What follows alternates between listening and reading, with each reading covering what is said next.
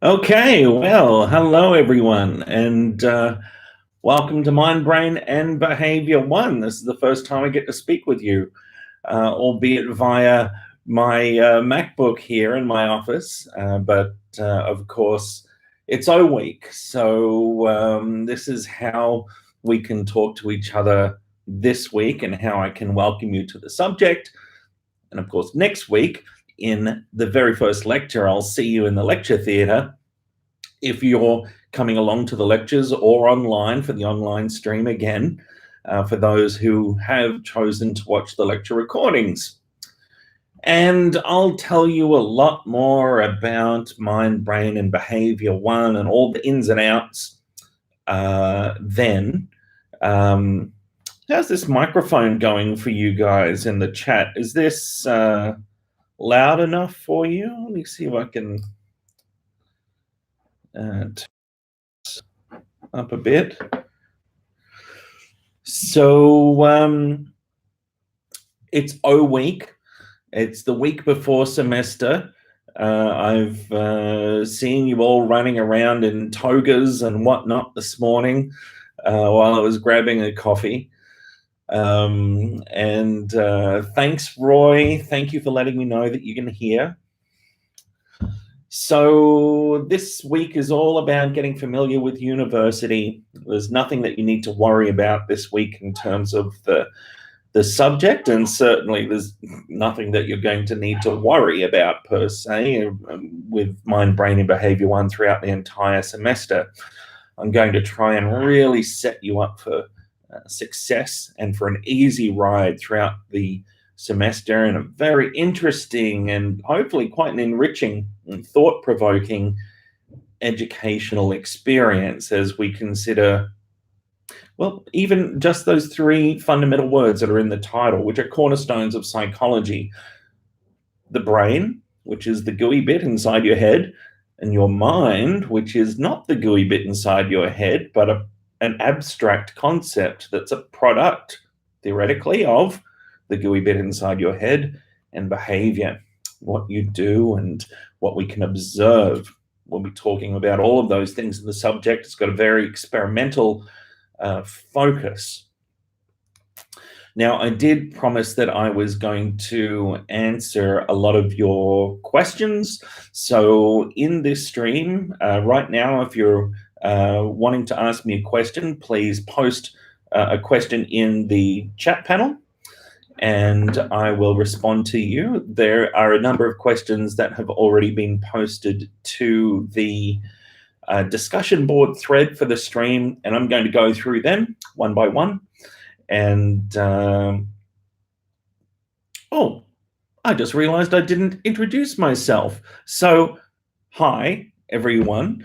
I am Chris, Dr. Chris Groot, and I am your coordinator for Mind, Brain, and Behaviour 1, and also the lecturer and the coordinator of the research methods component of the subject. And I'll tell you all about that in our first lecture together. But for now, let's start dealing with some of these questions. In fact, before I even look at the discussion board thread, I'll address a question that I've received a few times over the last couple of days, and that is about difficulties with class registration.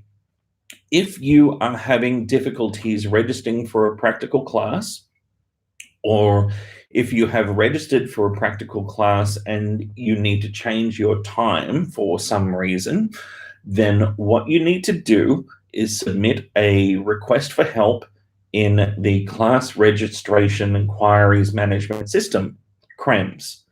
And once you have lodged your request for assistance in there, our timetabling officer will be able to look at your request and see how they can best help you.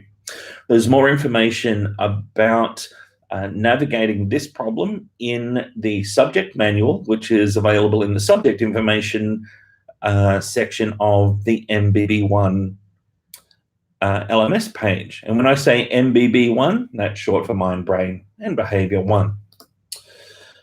Okay, so let me have a look at this discussion board thread and see what we've got. Excuse me. Okay, so Elizabeth asks, how much harder would you say MBB1 is compared to VCE psychology? That's a really good question. I would say that if you have done VCE psychology, then you're going to be well prepared for mind, brain, and behavior one. There's nothing too arduous per se in this subject. It's interesting, I think, and challenging, and there wouldn't be a point if it wasn't challenging, and it'd be boring. But you can expect to learn new things and acquire new skills, and probably by the end of the subject, maybe have a different way of thinking about yourself and about the world and the way in which you experience it, and fundamental things like memory, for example. It's an introductory level course here at the university subject. It's a first year level subject, so it's not too advanced. We're not setting people up for failure. Everything is really assuming that if you come to do the subject, you may have had no previous experience with psychology at all. So if you've not done any psychology before, don't worry, that's fine. That's exactly what we have in mind when we set this subject up. Okay, next question here is from Chelsea. What are the areas those who did not do VCE psychology would struggle with the most? That's a really interesting question because the subject is very diverse. Mind, Brain, and Behaviour 1 has behavioral neuroscience, which will be taught by Dr. Jason Fort. And we're actually really lucky to have Jason and all of the other lecturers who are all experts in the area in which they teach. So we're very lucky here in the School of Psychological Sciences to have a very research-driven teaching curriculum. So we're very fortunate to have experts like Jason teaching. So Jason will teach behavioral neuroscience, and he's going to be talking to you a lot about the structure and the function of the brain. So there's going to be aspects of biology there. There's going to be intersections with chemistry. There will be intersections with physics as well. But you don't need to worry. If you have no previous experience studying in those areas, it's completely fine. Again, this is an introductory course, and it's pitched with the knowledge that people who are naive to all of these things will be participating in the subject. Then we've got sensation and perception with, again, another expert in the area, Dr. Simon Cropper, who's an expert in vision and color perception. And he's going to talk to you about how you sense and perceive the world and how your brain and mind construct the reality of the world that you are having right now. As you're listening to me, your visual system is allowing you to watch me. Your auditory system is allowing you to hear me, and higher order cognitive thinking processes are allowing you to understand what I'm saying.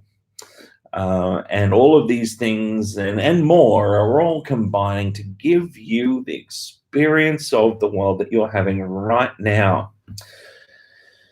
Some people might think that, oh, that behavioral neuroscience chemistry stuff, that's going to be the really hard thing. And for some people, they might find that challenging. But others might find Simon's stuff challenging because it's more abstract. It's not dealing in the physical, it's dealing quite a bit in the abstract, in the non-physical. We'll be thinking about information processing versus actual neurological underpinnings of that information processing, which would be more Jason's domain.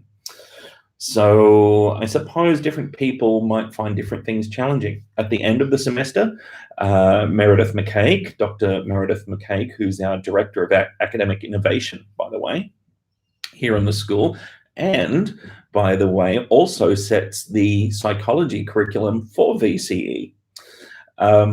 She will talk to you about learning and cognition, so how we learn to navigate the world and how we process information, how we remember information, how language works in terms of expressing thoughts and so forth.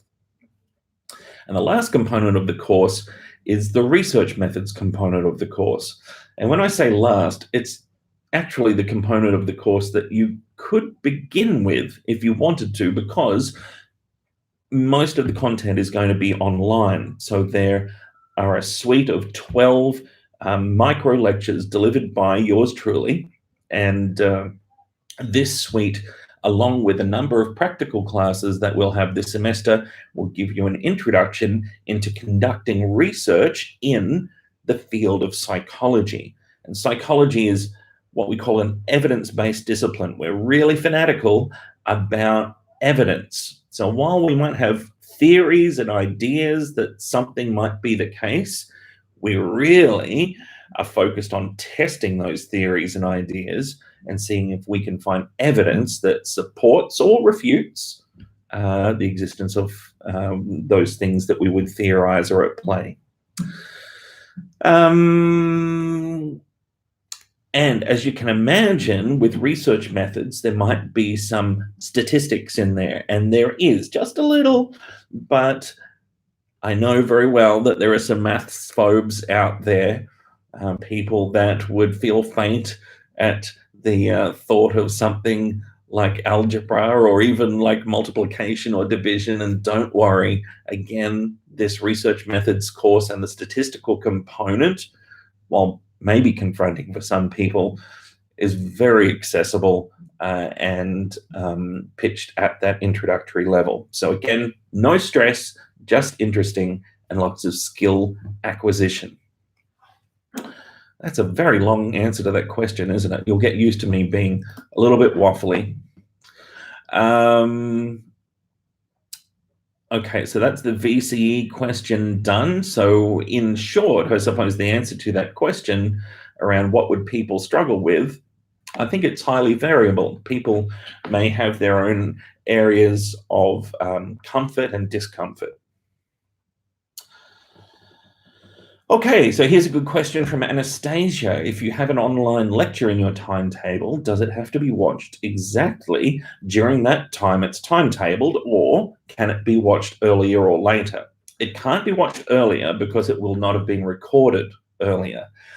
But the timetabled time for the online lecture indicates that it's at that time or afterwards that you would be able to watch the recording of the lecture. So you'll see an online recording of the live lecture that took place in the lecture theatre, that the face-to-face lecture theatre stream would be seen. So it usually gets published about an hour or so after the live lecture. So you can watch it at any time following that advertised time. What are some of the common issues that first-year students face and some ways to overcome those issues? This is a really good question from Abdul Hakim. And, well, again, different things will be challenging for different people. I think one of the common challenges that first-year students encounter, whether it's a fact that you're studying for the first time, or maybe you've studied, maybe you're a mature age student and you're coming back to study after 20 years in the workforce. I think just the returning or the commencement of university study can be a challenge, and getting into the routine and knowing what's expected and finding a sense of belonging and community in a very large group of people. When you come to the lecture theatre, or if you watch an online lecture, there's going to be around 500 people in each of those lectures. But believe it or not, that's not how many people are currently enrolled in Mind, Brain and Behaviour 1. Currently, and the numbers are going up day by day because it is such a great subject, currently there's 1,800 people enrolled in this subject. So obviously that's why we have multiple options for lectures. Not everybody can fit in a lecture theatre at the same time because there's just so many of us. Your practical classes are much smaller than lectures. In your practical classes, you'll have around 25 people approximately, and you'll be working in groups in your practical classes that might just have 2, 3, or 4 people in a group.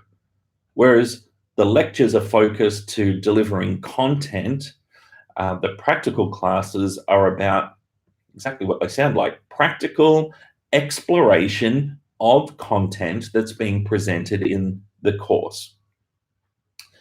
And the practical classes are a great opportunity for you to get that sense of community, to start making connections, and connections that will be useful for you moving forward in your study, whether it's in psychology or not. Friendships, and you'll make student colleagues and contacts and whatnot that will be helpful for you in terms of study, perhaps, and certainly helpful for you in terms of well-being as well. And in fact, in recognition that finding a sense of community and belonging in such a big cohort of students is a challenge, and that adapting to first year student life from whatever your life was before is a challenge. We've embedded a few things in the psychology curriculum that are a first, I suppose. So we're going to be doing a thing in your practical classes called Groups for Education, and I'll tell you more about that next week, but it is all about helping you to understand and develop social networks that can support your well-being and your study, and while you're here at the University of Melbourne. And we'll deal in that work with a range of the other peripheral issues that I was saying can be challenges. So adapting to student life, adapting to working with deadlines, adapting to thinking about setting your calendar out such that you've got time to work on assignments, thinking about examination and preparation for examination, thinking about study and how you might do this and this sort of thing. And who knows, it could be the case that you stay in contact with your study group from your practical classes. And in fact, that's the case for me. I'm still in contact with 3 members of my first practical class study group from many years ago, shall we say. And we have all continued on with psychology, believe it or not, clinicians and academics and so forth. And we're still in touch. So, and we were a great network. We'd get together, we'd study together, we would share the journey of being a student in the course together, and it was really enriching to be in that group. So I'm really happy to bring, along with the staff on the course, this wonderful Groups for Education program to you guys this year. The other thing we're going to do to help give you a sense of engagement and a sense of belonging in community is things like this, these live streams. I'm going to do these regularly throughout the semester so that you have an opportunity to interact with me.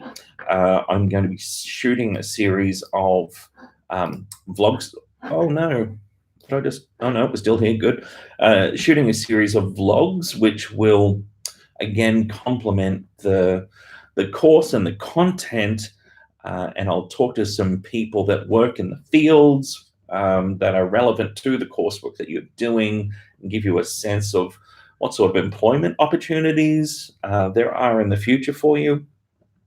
And just contextualize the course a little bit and give you, again, an opportunity to engage in a sense that this Mind Brain Behaviour 1 community actually is a community. It's a really special thing. It's something I started doing last year in Mind Brain Behaviour 1 for the first time, and it was just really received well by your 2018 predecessors. They thought it was great. So we're going to keep on with that effort and ramp it up. And there will be some of the vlogs from last year still available on my YouTube channel. So go and have an explore through, and you'll see all sorts of things from talking with authors to going to the zoo and having a look at SEAL training, all sorts of stuff. And yes, you will be learning about things like classical and operant conditioning, which are techniques that SEAL trainers would use to train their seals or other marine mammals. I go straight there because I used to be a marine mammal trainer. That was my previous career before I got into psychology, and that's how I got interested in psychology. I was interested in how the animals were learning what I was teaching them. Okay, moving right along to our next question. Wow, these are the longest answers to questions. I hope that in a very sort of long story long fashion answered your question, Abdul.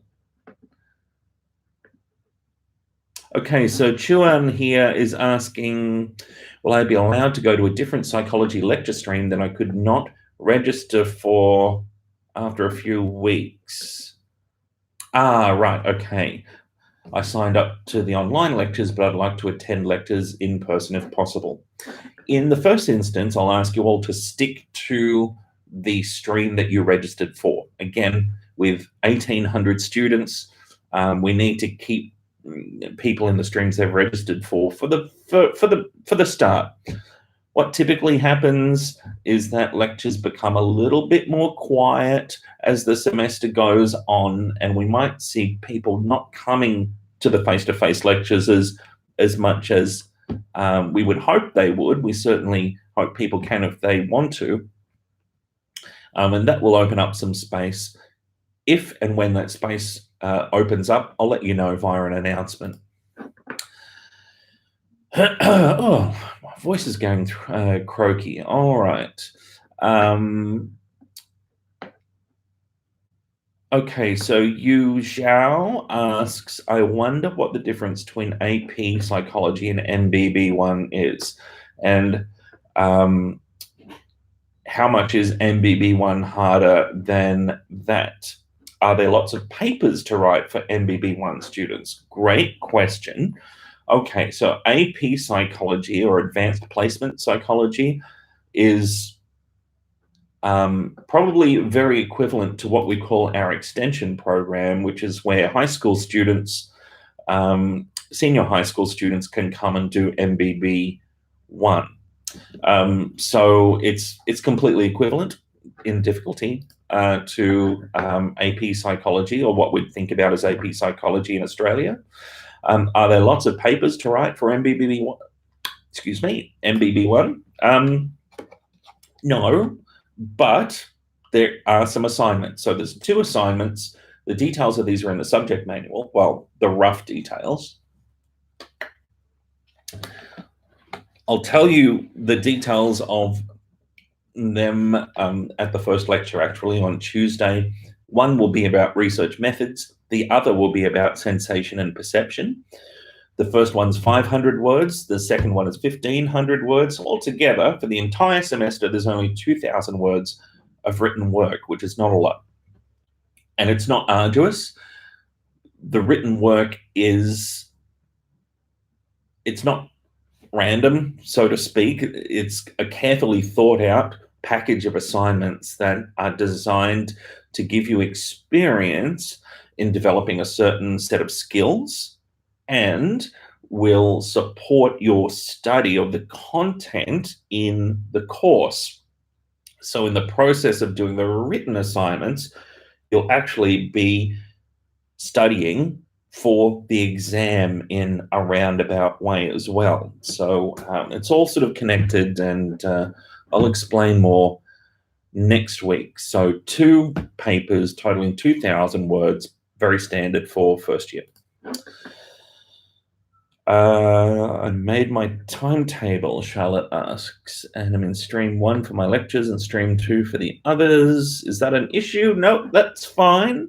You can have any mix of streams across the week that suits your timetable, Charlotte. Absolutely fine. And lastly, Rabina asks, oh, good question. Okay. Are all the 3 recommended books going to be used in class? Here's the deal with the textbooks. They are recommended in that if you did some associated reading in them, they would be really useful to support your understanding of what comes up in the Mind Brain Behaviour 1 lectures and practical classes, but they're not examinable. So there won't be exam questions coming from the textbooks per se. This is why they're not prescribed. They're just recommended. For the general introductory psychology text, we've recommended iSync. You could really rely on practically any introductory psychology text to do some additional reading around the topics that you're presented with. The stats and research methods, the Graviter et al. So you've got Graviter and Forzano for research methods and Graviter and Wallnow for statistics. They are useful texts if you intend to go on with psychology and do a psych major, for example. Then I'd recommend getting those texts. They will be useful for years and years to come. Into and beyond the end of your your undergraduate degree and into graduate work around honors and masters and PhDs. You'll still be able to reflect back on those texts and get some value out of them.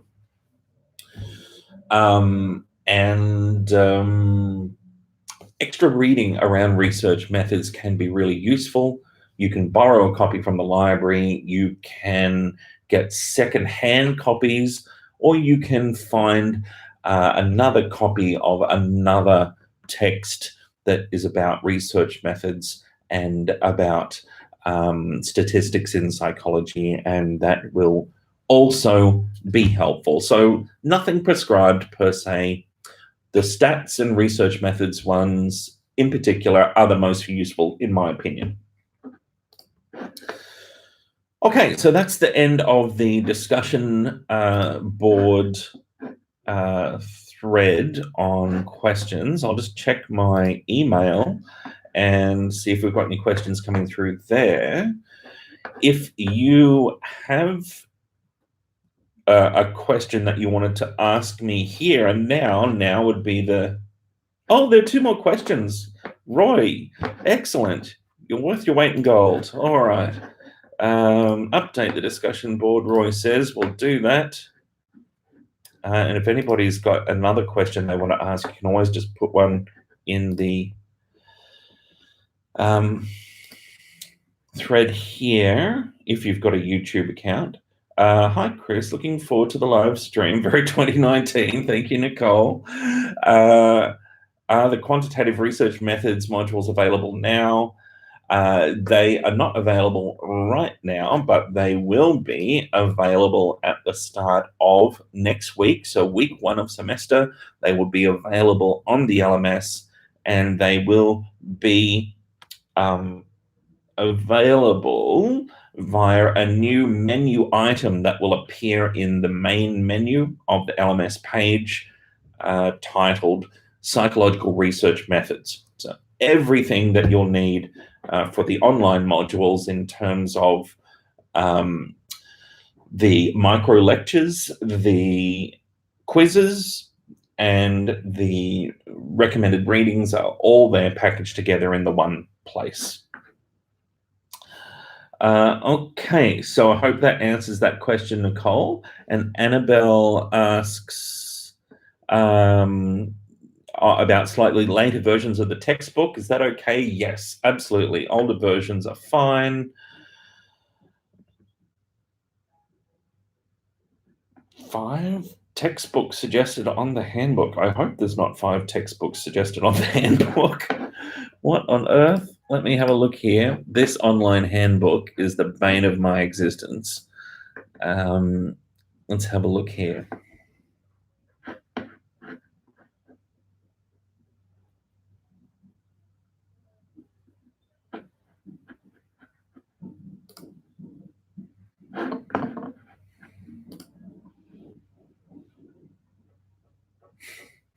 Wow, they are really slow to update this handbook. Okay, so what I'd recommend that you do is the online handbook is of very limited utility, in my opinion. If you want the skinny, so to speak, in terms of what's going on with the subject and texts and all that sort of thing, go to the subject information section and download the subject manual from there, and it will give you some more useful information about the subject. So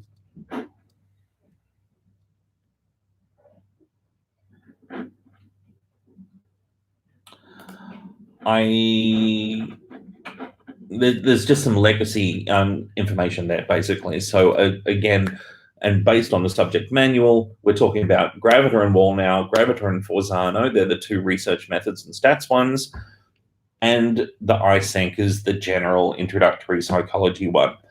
Any general introductory psychology one will be absolutely fine. And I really need to shut my email because they're just cascading in while we're recording, and that's no good. And Nicole says, hi again. There are no readings online yet. When will they be made available, and when can I start reading to prepare? Very good question. Day 1 of semester is when the LMS will release some content. So that's certainly when you could start with the research methods on day 1. Jason's first lecture for behavioral neuroscience will be on the Wednesday. My Tuesday lecture will be an orientation lecture. And so you could expect Jason's stuff to be online as well at roughly the same time. You'll notice that Jason's content will appear for the first few weeks, and then later Simon's content will appear, and then later Meredith's content will appear. And have a look at the subject schedule in that timetable in the subject information subject manual document that I mentioned earlier on, and that will outline the schedule for the semester. We'll release the information incrementally, but certainly the research methods is the thing that you could start on. All right, now just in case the discussion board has updated again, I'm just going to refresh it one more time.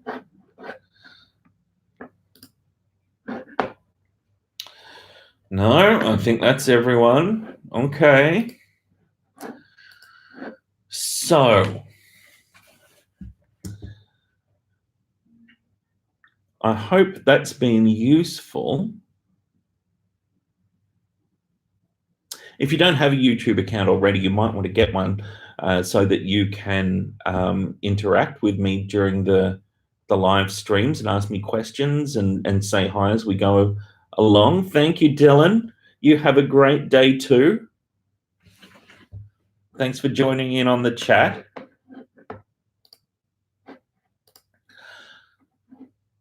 And I hope you find these chats useful during the semester. It's a really, I think, easy way for us to all get in the same space and check in about what's happening and all the important stuff that's going on, and how the experience of being in Mind, Brain, and Behaviour 1 is going for you.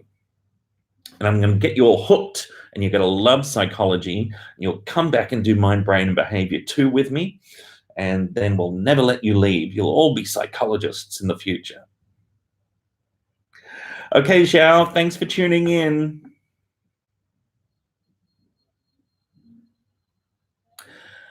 Okay, everyone, so I think that's it for us. One last little refresh of the discussion board. Hasn't turned up anything, so I'm going to call it a day there. Thank you very much for tuning in, everyone. I appreciate you taking the time. I hope this has been helpful and it's answered your questions. And I look forward to seeing you all either in person or online again via a published lecture recording next Tuesday when we start the journey in Mind, Brain, and Behaviour 1. Okay, everyone, take care. Bye now.